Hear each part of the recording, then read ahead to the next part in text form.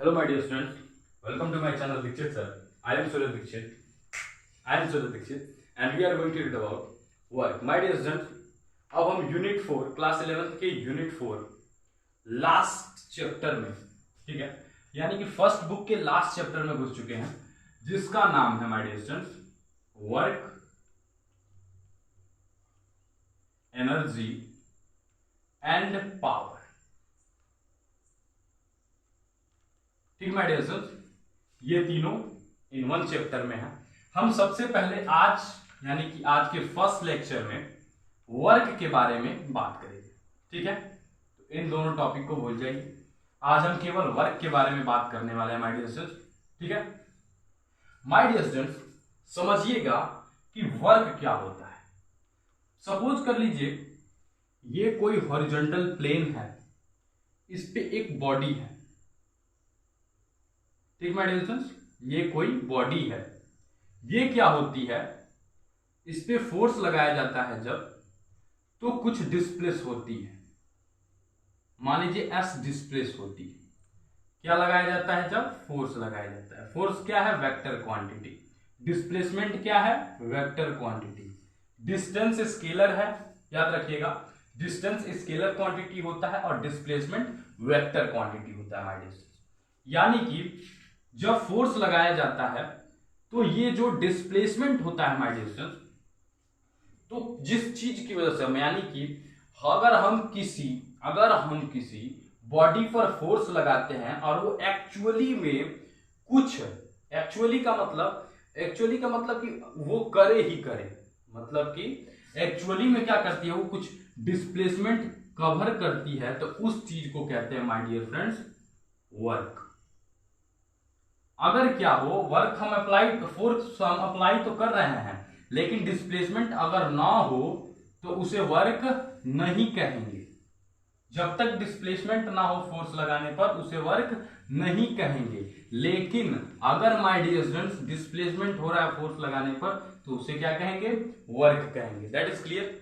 यानी कि जो वर्क है, वर्क यानी कि W इज इक्वल टू जो फोर्स है उसे अप्लाई किया था, तो फोर्स वेक्टर क्वांटिटी, और ये डिस्प्लेसमेंट भी वेक्टर क्वांटिटी, यानी कि force into displacement is equal to work. Work कब हुआ? जब फोर्स लगा तो क्या हुआ? डिस्प्लेसमेंट हुआ, और इन दोनों के रिलेशन से क्या हुआ? वर्क हुआ। इतना क्लियर कि वर्क क्या होता है? सर जी, जब किसी बॉडी पे फोर्स लगता है उसके बीच में क्या होता है? डिस्प्लेसमेंट होता है। वहां पे क्या होता है? डिस्प्लेसमेंट होता है फोर्स की वजह से। और ये भी याद रखिएगा कि उसी डायरेक्शन में, जिस डायरेक्शन में फोर्स लग रहा है, जिस डायरेक्शन में फोर्स लग रहा है उस डायरेक्शन में डिस्प्लेसमेंट होता है, तो उसे क्या कहते हैं? वर्क कहते हैं। तो ये हो गया W is equal to F vector into S vector. अब ध्यान दीजिएगा, हम इसे कहां कराते हैं? हॉरिजन पे, यानी कि ये एक्स एक्सिस पे, यानी कि Fx is equal to, origin पे क्या होता है? अगर हम इसे एंगल में लें, ध्यान दीजिएगा, तो ये हमेशा कॉस होता है, अभी जानते हैं। ये जो परपेंडिकुलर होगा हमेशा साइन में होगा, ठीक है। तो ध्यान दीजिए, Fx यानी कि एक्स एक्सिस है, ये वाई एक्सिस है, तो ये Fx क्या हो जाएगा? F cos थीटा, ठीक है। एज वेल एज ये किसके लिए हमने लिया? हॉरिजॉन्टल के लिए लिया।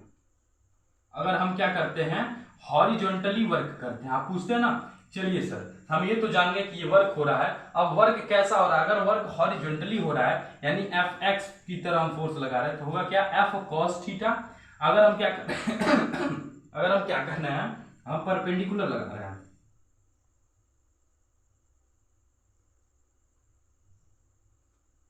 ठीक है डिस्टेंस, अगर हम परपेंडिकुलर लगा रहे हैं, यानी कि Fy is equal to F sine theta. अब देखना माय डियर फ्रेंड्स, हम कभी भी इन आवर प्रैक्टिकल लाइफ हम कभी भी इसका यूज नहीं करते हैं, ठीक है। हम Fy का यूज नहीं करते हैं, F साइन थीटा का यूज नहीं करते हैं, क्योंकि हम वर्क डन परपेंडिकुलर करते ही नहीं है जल्दी। हमें क्या हॉरिजन पे रहना है, हॉरिजन पे ही वर्क डन करते हैं, ठीक है। अगर हमें फोर्स भी लगाना हुआ तो मान लीजिए हम इसको फोर्स ऐसे लगाएंगे, ना कि अब ऐसे लगाएंगे। ऐसे कहाँ फोर्स लगने वाला है, ठीक है, तो ये समझिएगा हम इसको ज्यादा यूज करते हैं। तो बात करते हैं इसी पर माय डियर स्टूडेंट्स, ठीक है। पहले इतना क्या करते हैं, स्क्रीनशॉट ले लीजिए। इतना समझ में आया कि जो फोर्स है, फोर्स इनटू डिस्प्लेसमेंट हुआ कि नहीं हुआ, ये समझ में आया। समझ में आया माय डियर स्टूडेंट्स, फोर्स लगा, डिस्प्लेसमेंट हुआ, यहां तक समझ में आया। इस y का कोई काम नहीं है, परपेंडिकुलर का इसका कोई काम नहीं है, बचा ये। इस पे हम जितना वर्क कर सकते हैं, चाहे इधर चाहे इधर, ठीक है। अब देखना, अब हम पूछे कि इसकी यूनिट क्या है, डायमेंशन क्या है। वर्क की यूनिट एंड डायमेंशन की बात करते हैं, ठीक है। ये समझिएगा, work is equal to force into displacement. सीधे सीधे समझते हैं, वर्क का होता है my dear students joule, force का न्यूटन, और ये मीटर, डिस्प्लेसमेंट का मीटर। क्या होता है 1 joule is equal to 1 newton metre. Clear, 1 joule is equal to 1 newton metre. ये इसका क्या है, एसआई यूनिट है my dear student, SI unit है। अगर आपको क्या करना हो, सीजीएस यूनिट में लिखना हो, किसमें, सीजीएस यूनिट में लिखना हो, तो आप लिखेंगे 1 अर्ग इज इक्वल टू क्या, 1 डाइम इंटू सेंटीमीटर। ये क्या हो गया, 1 डाइन इंटू सेंटीमीटर। अब ध्यान रखना, 1 जूल इज इक्वल टू होता है my dear students 10 to the power 7 erg. Values याद करो, 1 joule is equal to 1 newton into metre, ये 1 erg is equal to 1 dyne centimetre, ठीक है। और 1 joule is equal to 10 to the power 7 erg. Maximum पूछा जाता है इस पर क्वेश्चन कि 1 जूल इज इक्वल टू अर्ग में अगर हम लिखना चाहें तो क्या होगा, 10 टू द पावर 7 माइनस। इतना क्लियर हो गया। ये हो गया इसका एसआई यूनिट, ये हो गया सीजीएस यूनिट। अब चलिए इन दोनों को नोट कर लीजिए। अब बात करते हैं हम इसकी डायमेंशन की, या डायमेंशन फॉर्मूले की बात करते हैं, ठीक है। यहीं पे देखना, हम डायमेंशन फॉर्मूला निकाल के दिखाते हैं आपको। सिंपल, कुछ नहीं करना, हमें रटना नहीं है डायमेंशन फॉर्मूला। ये देखिए, हमें W यानी वर्क का डायमेंशन फॉर्मूला चाहिए। फोर्स का हमें पता है, सबसे आसान क्या, MLT-2 ये होता है, MLT-2 क्या ये होता है डायमेंशन, ठीक है। अब देखना इसका क्या होता है, मीटर। मीटर क्या है, एक लेंथ है तो L होगा, क्या M0, M तो है नहीं तो M0, L क्योंकि L1 है तो M यानी कि L1। अब देखना T0। अब ध्यान देना माय डियर स्टूडेंट्स, तो वर्क का क्या हो जाएगा, M1 है तो 1 ही रहेगा, यानी M1 लिखने की कोई जरूरत नहीं है। L एक यहां पे है, एक यहां पे यानी 2, यानी L2, ML2, T यहां पे -2 है, यहां पे 0 है, तो क्या होगा T-2। ऐसे हमने क्या किया, वर्क का डायमेंशन फॉर्मूला निकाला, तो वो क्या निकल के आया, ML2T-2। वर्क का डायमेंशन फॉर्मूला क्या निकल के आया, ML2T-2। डायमेंशन निकालने आया, सिंपल सा क्या करना था, पहले फोर्स का डायमेंशन लिखिए, फिर क्या डिस्प्लेसमेंट का डायमेंशन लिखिए, ठीक है। दोनों का डायमेंशन MLT-2 और L1, या फिर केवल L भी ले तो तभी कोई बात नहीं था, ये 0 वाले का कोई महत्व नहीं है, ठीक है। तो इसे हमने मिलाया, लिखा क्या, ML2T-2, जो कि क्या था, वर्क का डायमेंशन था माय डियर स्टूडेंट्स, ठीक है। चलिए हम सिंपल सा एक काम करते हैं, हमें कुछ ज्यादा बड़ा नहीं करना, एक सिंपल सा क्वेश्चन सॉल्व करते हैं, ठीक है। जरा समझिएगा, एक क्वेश्चन मान लीजिए आपको दिया हुआ है 2i कैप, थोड़ा बड़ा लिख दें, 2i cap plus 2j cap plus 2k cap, ये फोर्स है, ठीक है। और डिस्प्लेसमेंट आपको दे दिया है i cap plus j cap plus k cap, ठीक है। अब आपसे पूछ रहा है कि what is the work done, what is the work done. तो यहां पे ध्यान देना, हमेशा क्या होगा माय डियर स्टूडेंट्स, ये 2 प्लस इन दोनों का मल्टीप्लाई 2 प्लस इन दोनों को मल्टीप्लाई 2, यानी कि work done is equal to 6 joule. It is clear, it is clear. अगर हम क्या कर दें, माइनस प्लस चेंज करें तो यहां पर भी माइनस प्लस चेंज हो जाएगा और वैल्यू न्यू आ जाएगी माइनस। ठीक है, तो ये ऐसा क्वेश्चन पूछते हैं, फोर्स और डिस्प्लेसमेंट की वैल्यू दे देगी। ठीक है, आपको क्या इसमें इसका मल्टीप्लाई कर देंगे, जो यहाँ पे कांस्टेंट वैल्यू यहाँ पे 1 था तो 1 का किया 2 1 2 2 प्लस तो प्लस 2 2 1 2 2 प्लस तो प्लस प्लस तो प्लस। ठीक है, 2 3 टाइम्स 6 जूल आंसर। ठीक है, ये वर्क डन का ऐसा कुछ क्वेश्चंस आपसे पूछते हैं my dear students. At last work done में my dear students class 11th में क्या बताया गया है, ये देखिएगा। वर्क डन के लिए आर्किमिडीज ने कहा था कि अगर आप हमें एक सिंगल स्टेटमेंट फोर्स देते हैं तो हम इसे अर्थ को कंट्रोल कर सकते हैं। इस चीज को सोचिएगा कैसे हो सकता है, छोड़िए वो बात, ध्यान दीजिए।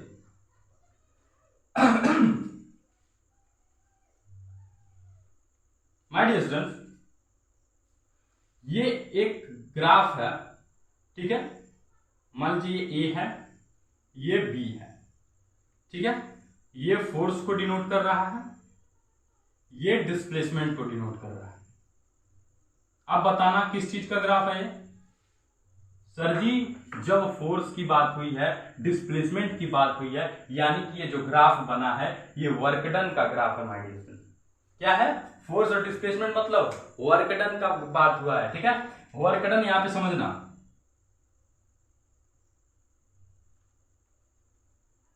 इसे मान लो ए डैश, इसे मान लो बी डैश, इस डिस्टेंस को मान लो, डिस्प्लेसमेंट को मान लो S1 और इस जीरो से बी डैश तक को मान लो S2।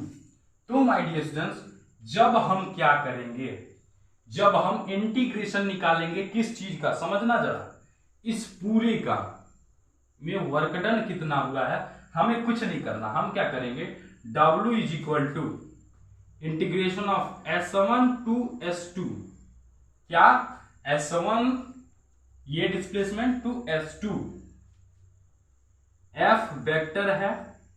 अब देखना ds जो दिया हुआ ये ds वेक्टर, ये जो है माय डियर स्टूडेंट्स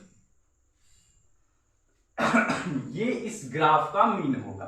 कभी कभी क्या करता है, आपसे क्या करता है, ग्राफ पूछता है, आपको S1 और S2 की वैल्यू दे देगी, यहां पे A और B की वैल्यू दे देगी, यहां पे A और B भी लिख सकते हो। ठीक है, तो A और B की वैल्यू दे देगी, यानी मान लो क्या, जैसे मान लो W इज इक्वल टू दे दिया 0 से 1। ठीक है, और ये फोर्स इक्वल टू दे दिया मान लो 40 न्यूटन।